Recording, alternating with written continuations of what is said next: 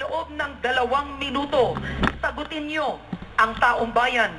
Kung ikaw ay mahahalal bilang Pangulo, paano mo isasalarawan ang Pilipinas sa 2022 pagkatapos ng iyong termino? Simulan po natin kay Senator Miriam Defensor Santiago. Republic of the Philippines, come, hold my hand, and I will fly you to the future. There will be a uniform rule of law, not the rule of men or of people who bribe judges and other arbitrators in litigation. Our economy will be devoted to construction and reconstruction, and will always be able to depend on 5 to 7% of the GDP. However, despite all this frenzied activity, we will keep the budget at 3% of GDP. In agriculture, we will modernize with irrigation, water impounding facilities, infrastructure, credit available for poor farmers, and other technological advances in agriculture that other countries have already adopted. In the field of the peace and order, the police and the military will have bigger budgets and will have better training and will have better equipment. And finally, most exciting of all, we shall have a new alternative city somewhere near Clark area where we shall have at last freedom from congestion. But finally, my emphasis will be on the youth, the young people of this country. I've always loved the young people, and I will never fail them in the next 6 years. Thank you. Maraming salamat. Ang susunod naman na magsasalita ay si Mayor Rodrigo Duterte. May I address myself to the nation, to the Filipino people, and to the Pangasinan.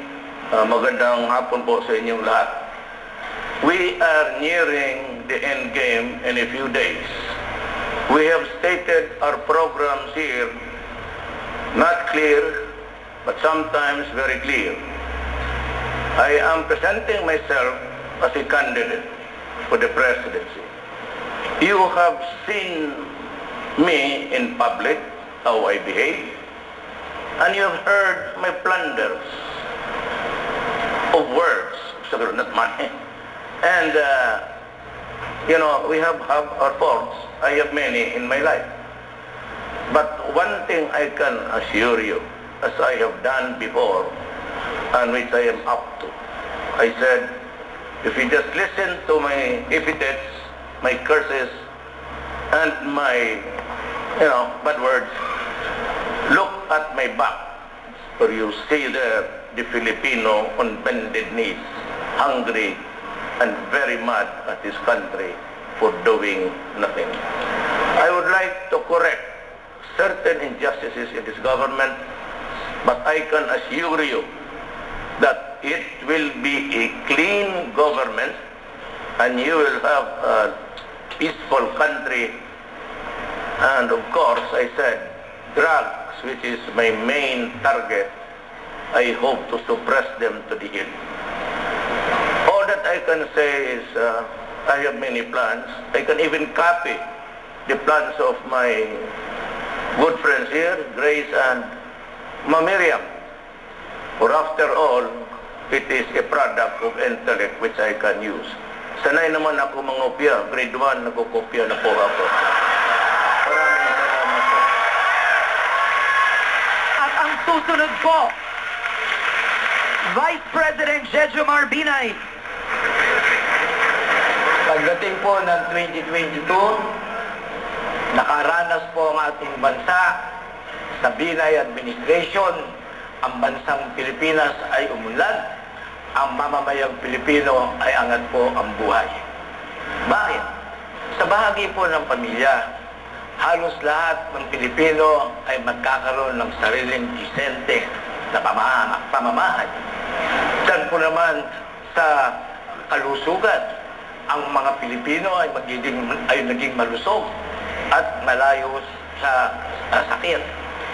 Ang ating pong mga ospital ay di kalidad at nagbibigay ng libreng paggamot at pag-confine sa mga mahirap. Sa bahagi po naman ng edukasyon, ang buong Pilipinas po nakaranas na may computer ang lahat ng eskwela.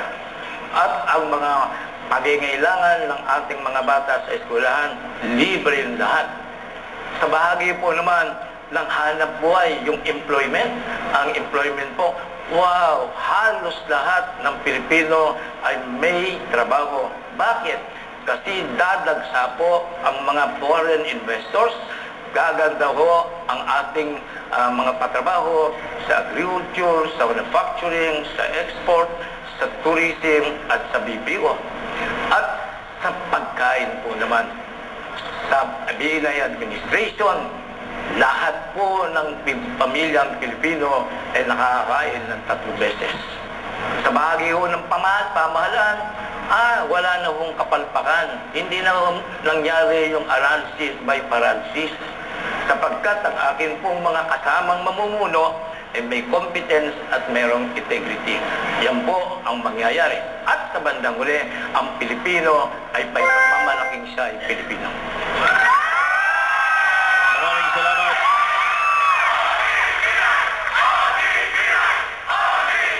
Maraming salamat, Vice President Binay. Ang susunod naman na magsasalita ay si Senator Grace Poe. Magtanto si Rabi, EDSI kayo amin, naimbag na Rabii, kada kayo amin apo. Ang aking pong ama, ang kanya pong tatay na si Fernando Poe Sr. ay pinanganak po dito sa Pangasinan. Ikinalulugod po namin na ang pinakahuling debate ng COMELEC ay dito ginanap sa aming lalawigan. Sa ating pong mga kababayan, sa darating po na halalan, 2 lang po ang landas na pwede nating tahakin. Ang isa ang landas na pwede natin ipagmalaki sa ating mga anak, ang isa naman ay landas ng pabalik o kadiliman.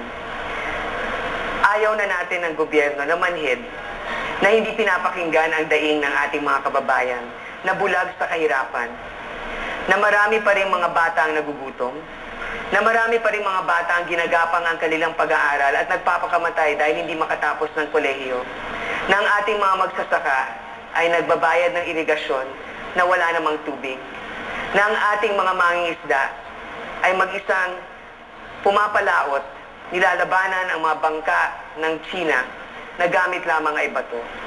Ang ating pong bagong administrasyon ay tututok sa tunay na pangangailangan ng ating mga kababayan, permanenteng trabaho, pagkain sa bawat mesa, paggalang sa karapatan ng lahat, lalong-lalo na ang mga kababaihan, na dapat siguro ay bigyan ng pansin at hindi maliitin at hindi apihin. Sa ating pong administrasyon, dadalhin ko kayo sa isang lugar kung saan ang bawat lahat ay may patas na pagkakataon at hindi ang iilan lamang.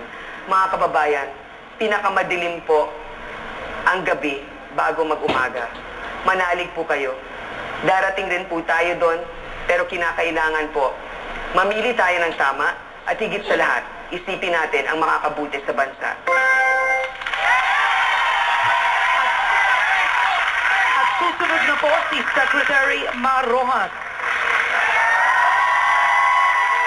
Magandang gabi po sa inyong lahat. Maraming salamat sa inyo. By 2022, nakikita ko ang ating bansa maunlad at disente. Isang bansa na puno ng pagkakataon. 10 milyong trabaho ang malilikha sa 6 na taon ng ating termino. Itong mga trabaho sa pagawaan, pabrika, call centers, sa turismo, construction, sa small and micro enterprises. Lahat ito ay uusbong dahil magiging malago ang ating ekonomiya. Nakikita ko ang isang bansa na malaya sa takot. Kung mahirap ka, may tiyak kang tinitirhan.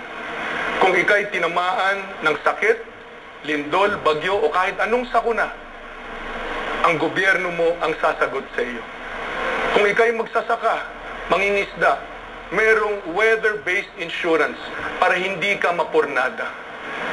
Ang krimen nilulutas sa batas, hindi dahas.